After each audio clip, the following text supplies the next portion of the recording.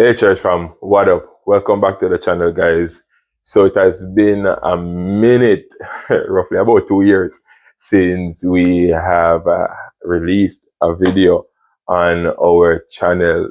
The truth is, a whole heap of things changed. A lot of things took place. A lot of changes would have happened in my life, and as a result of that, it would have affected me releasing videos and all of that. And to be honest, procrastination was also an issue. You know, many of you saw me and reach out to me and say, what is happening? You're looking forward to videos and all of that. And I keep telling you soon, soon, soon, but it's just not happening. Or it didn't happen back then, but we are back. And I don't want to full this video with, all of the things that took place and all of those events that passed. The truth is now I want to move on with this channel. I want us to continue as a community to grow. So remember to subscribe, remember to comment, remember to share. And of course, if you like the content, do not be afraid to click the like button.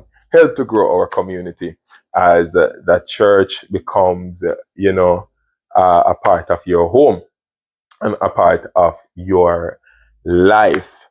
So, yeah, man. And again, thank you so much for your support. Thank you guys for reaching out. Thank you for motivating me. As a matter of fact, I didn't even know that the channel was really impacting so many lives. Tell you God truth. We never know that so much persons were impacted by the channel and what we were doing. But throughout the last 2 years or so, and just hearing people saying, yo, they really need to get back there. People just reaching out to me and showing me some real genuine love. People sharing with me about the impact that this channel has had on their lives. Trust me, that blew my mind. It motivated me and it encouraged me to continue. So, yeah, man, we are back. And another thing is, to be honest with you, I had so many plans in mind. As a matter of fact, I'm not too sure if I still remember how to do this thing. But I had so many plans in mind. I had, so many things that I wanted to do with the channel, so many things that I wanted to outline. I wanted to go a different route. I was thinking about so many things. But guess what? We just go drop the thing. We just go do the thing. We just go have a wonderful time on the channel. We're going to talk about various topics. We're going to talk about current affairs. We're going to talk about, everything that is out there to talk about as it relates to that church and to our Christian community. So, yeah, man.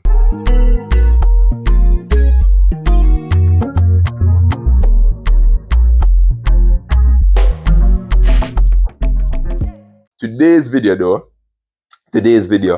primarily will be focusing on why young people are leaving the church. The truth is, especially post-COVID, surveys has really shown that a lot of young people migrating from the church. Young people are struggling in their faith. So as a result of that, I have considered it, I've thought about it, and I've also asked a few young people. So I'm going to give you, 5 of the responses that I've gotten from our young people. The truth is, though, a whole heap, a ton load of reason why young people will say that they're leaving church. But today, I just 5, because I want to keep the video as short as possible, all right? So 5 reasons young people are leaving our churches today. And as we recognize these 5 reasons, I'm sure that we can figure out ways of bridging these gaps and reaching out back to our young people. So one reason I've recognized why young people are leaving the church is what I call a superficial reason. You can also refer to it as a shallow faith kind of reason. A lot of them feel like the church services and what we have in church today is really boring and it's irrelevant to their lives. And as a result of that, they feel that it is better to find places that they find more relevant, go to the parties, go to different places and to, hang around their peers and so on, as opposed to coming to church or being a part of the church. So yeah, a lot of young people are leaving the church for a superficial reason, really. They really feel like the church services are boring and the church is really lacking in relevance, and the church is not as impactful as it ought to be. So the second reason I realize young people are leaving our churches is I've recognized that a lot of them feel pressured. A whole heap of them feel burdened. They feel like the faith is just a burden and they have to keep pretending to live this facade. And the truth is, I have thought about this one long and hard.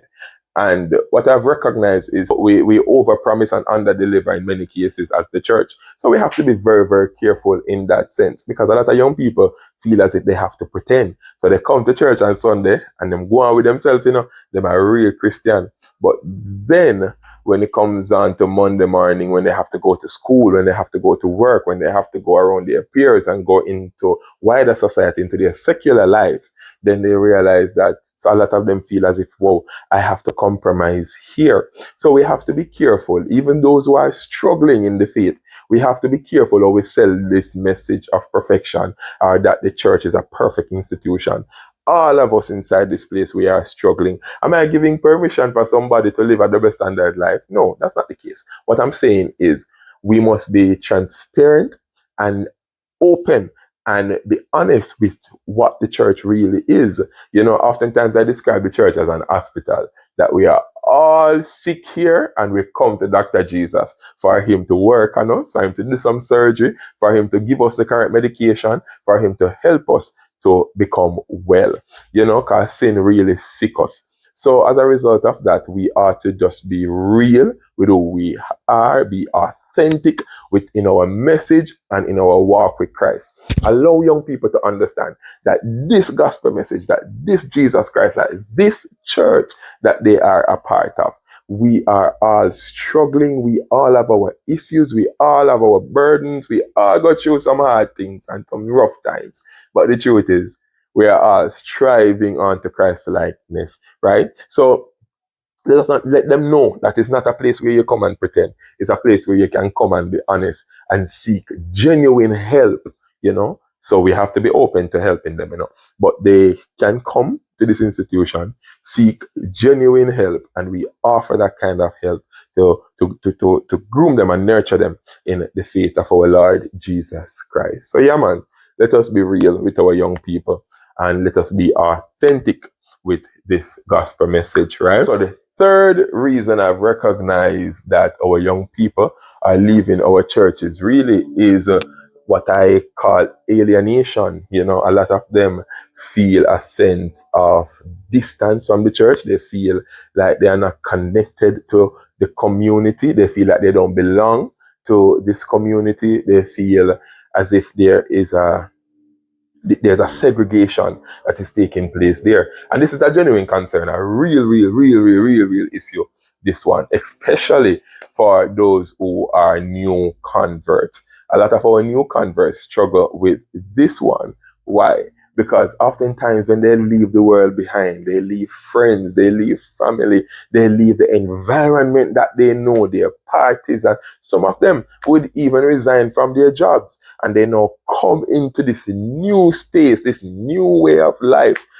Some of them, they know nothing about it. Some of them have some notions and some preconceived mindset about what the church should be. And when they come into this place and they are navigating the space and trying to understand what it means to be a Christian, oftentimes they can feel alienated. So we know, as members of the church, we as genuine Christians, what we need to do is to create that community where everybody feels like they belong.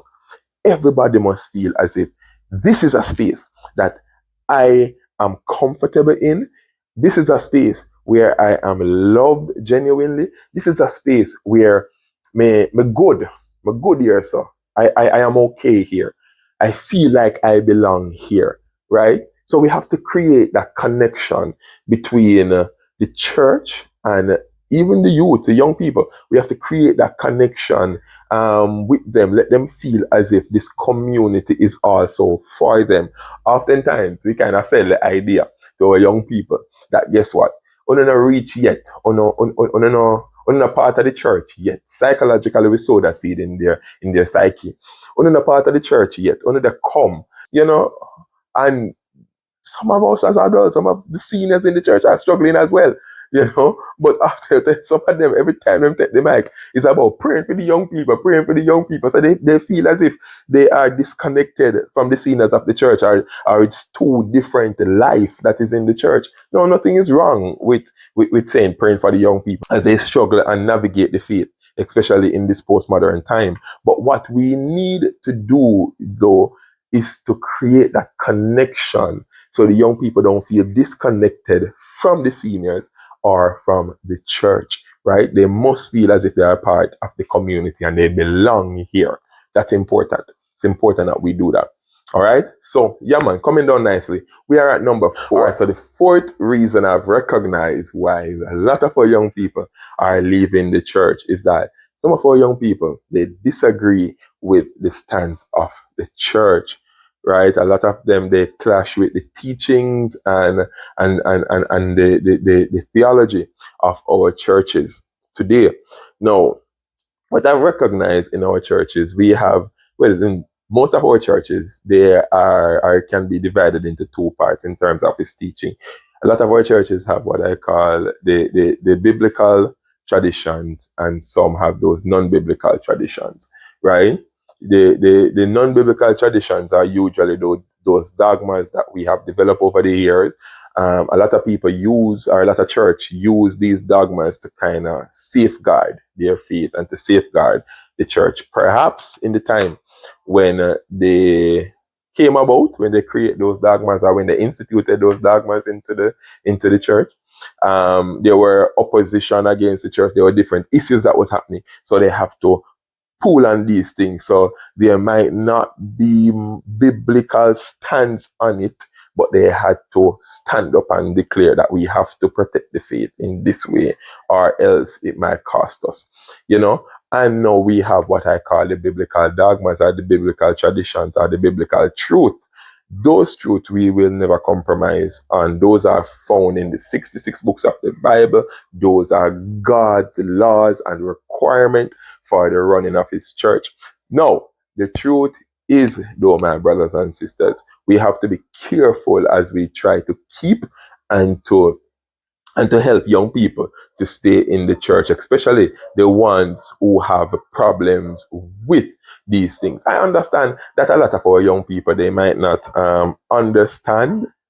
I understand that a lot of them might be struggling with the theology of the church, because sometimes they are exposed to other material. You can just Google something now and it come up. Sometimes they are probably at school, perhaps at work, perhaps in the wider society, and it sounds true. And as a result of that, they start to follow that path and have significant issues with our churches and theology.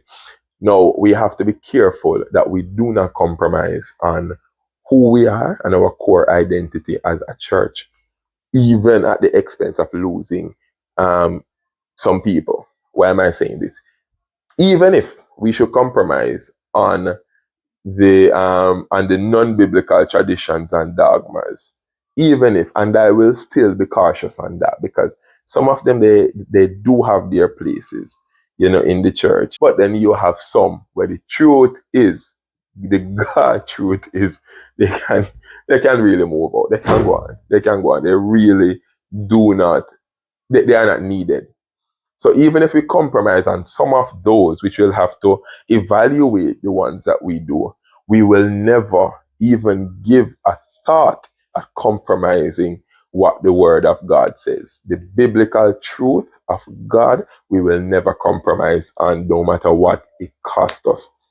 Right? So we have to be careful with that. So yeah, a lot of our young people, they might be struggling with these theology.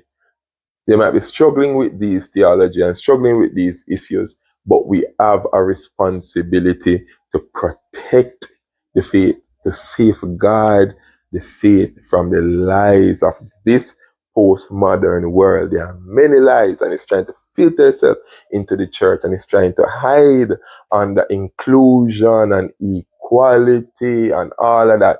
It's trying to hide in those situations and in those issues. But we have to be careful that in our quest to become more open, we are not compromising God's truth. All right, guys, so we are down to the fifth and final reason why young people are leaving our churches, right? And one of them, this one can be twin or can be married to number two reason. And this is shame and guilt. A lot of our young people are struggling with shame. A lot of them are struggling with guilt. Some of them feel like they messed up so often and so much, they really think it's best if they backslide and stay out until when they are older, then they can come in. And this is a real issue because plenty of our young people, will tell you this, but some of them perhaps won't be honest. They would, because of course, no one wants to really open and say, they are ashamed of something that they have done. They are guilty and struggling with guilt. So they will tell you different reasons, but the truth is a lot of our young people, the underlying issue is shame and guilt. They feel as if they are not wanted by God. Some of them feel like them disappoint God so many times that it makes no sense that they continue in the faith. Some of them feel as if, they aren't genuine. They feel as if they are pretending, number two, right? They feel as if it makes no sense that they continue in the faith. Perhaps they need to wait until later on in their lives. Then they come back because they constantly messed up. Now how do we respond to these issues? We have to allow our young people to understand what the community of faith is, what the church is, that the church is an institution where all of us have similar issues as they are, in terms of all of us fall, all of us struggle, all of us go through days when we don't feel safe, all of us make mistakes, all of us, do some things and we are not proud of it, we are ashamed of ourselves. But what this community is about is persistent and preserving our faith. So we continue, no matter what, we do our best in continuing in the faith. We strive, we push on, and we know who our God is, that He is a forgiving God and He is ready and able to forgive us. I always use this story as this biblical story as an illustration, even when I preach, because I really love it and it's very impactful. And before I close, I'm going to share it. It's called the story of the prodigal son. Many of us, we know it by heart, know it very well. This young man asked his father for his riches and he got his inheritance, and he went off to party and to enjoy himself and to live it up and all of that, until one day he found himself in a pig pen, spent all that he had, him have no more money left, had to be working now for the owner of the pen. But what happened while he was in that pen and he was really reflecting and contemplating, and he said that, hold on, the worst servant in a sense in my father's house really is living a better life than what I am living now. So I better me just get up, and go back to my father's house. And he did just that. And the Bible said that the father, he saw him afar away off, giving the idea that the father was waiting on the son to return, was looking out for him. And when he saw him, the Bible said that the father ran to him, and the father took off his ring and he robed him, and he tell him, kill the big cow, the fattest cow up a yard there.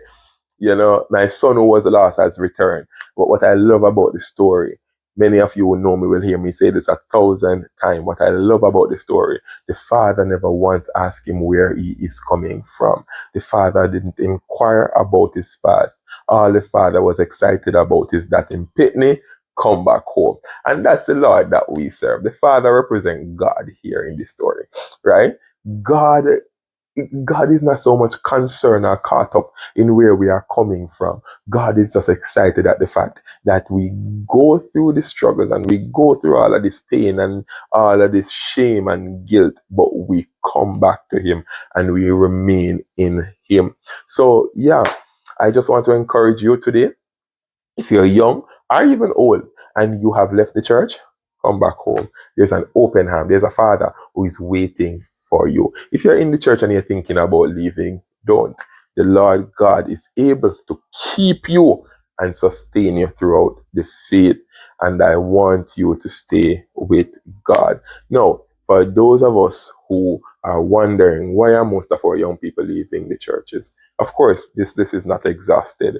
There are many other reasons, but these are 5 of the reasons that we must take into consideration as we seek to bridge that gap and to make our church relevant in this postmodern world. So yeah, guys, thank you for watching the video. Stay tuned. A whole lot more video come through, and there's a lot of stuff that I have planned coming out. All right, it won't be as formal perhaps as the previous videos that I had, but of course you will get some videos, and we're gonna do a thing.